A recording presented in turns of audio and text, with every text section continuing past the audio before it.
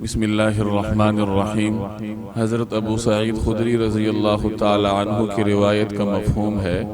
کہ میت اپنے غسل دینے والے، اٹھانے والے اور قبر میں اتارنے والے تک کو جانتا ہے۔ یہ مسند احمد کی روایت ہے۔ اللہ تبارک و تعالی نے اس کائنات میں مخلوق کی ہر جنس کو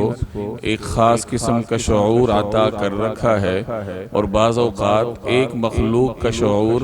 دوسرے مخلوق کو اس کا احساس نہیں ہوتا۔ چنانچہ قرآن کریم میں ایک مقام پر ارشاد ہے کہ وَإِن مِّن شَيْءٍ إِلَّا يُسَبِّحُ بِحَمْدِهِ وَلَكِن لَّا تَفْقَهُونَ تَسْبِيحَهُ، کہ اس کائنات کی ہر چیز اللہ تبارک و تعالی کا ذکر کرتی ہے، لیکن تم لوگوں کو اس کا احساس نہیں ہوتا۔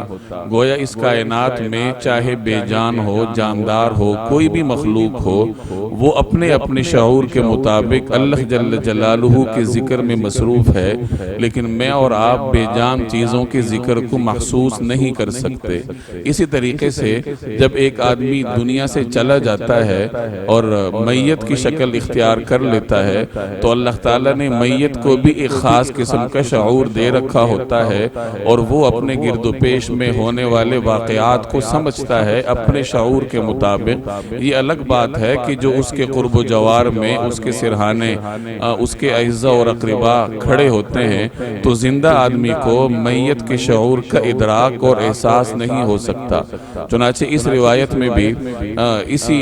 حقیقت کا اظہار کیا گیا کہ میت اپنے شعور کے مطابق اپنے گرد و پیش میں موجود لوگوں کو جانتی ہے۔ چنانچہ ارشاد فرمایا گیا کہ جو آدمی میت کو غسل دیتا ہے، اسی طریقے سے جو اس کو اٹھا کر قبرستان لے کر جاتا ہے، یہاں تک کہ جو لوگ اس کو قبر میں اتارتے ہیں، تو میت ان کی بھی پہچان رکھتی ہے اور ان کا ادراک رکھتی ہے۔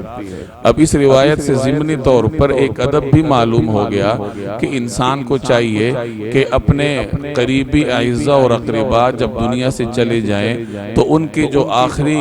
خدمت ہے وہ خود سر انجام دے، کہ والد دنیا سے گیا ہے یا والدہ دنیا سے گئی ہے یا پھر بھائی دنیا سے گیا ہے، کوئی بھی قریبی عزیز جب دنیا سے جائے تو اس کی آخری خدمت خود کی جائے، کہ والد ہے تو اس کو غسل خود دیا جائے، اسے قبرستان لے کر جانا، اس کو قبر میں اتارنا، تو یہ تمام تر خدمات انسان خود سر انجام دے، کیونکہ جب اللہ نے میت کو شعور دیا ہے اور وہ احساس رکھتا ہے کہ کون میری خدمت کر رہا ہے، تو شاید اس کو یہ شعور کر کے یا احساس کر کے خوشی ہو کہ میرے قریبی عزیز ہی میری آخری خدمت میں مصروف ہیں۔ تو یہ انسان کے لیے بہت بڑا اعزاز ہوتا ہے کہ وہ اپنے قریبی اعزاء کی خدمت خود اپنے ہاتھوں سر انجام دے۔ اللہ تبارک و تعالی مجھے اور آپ کو عمل کرنے کی توفیق عطا فرمائے۔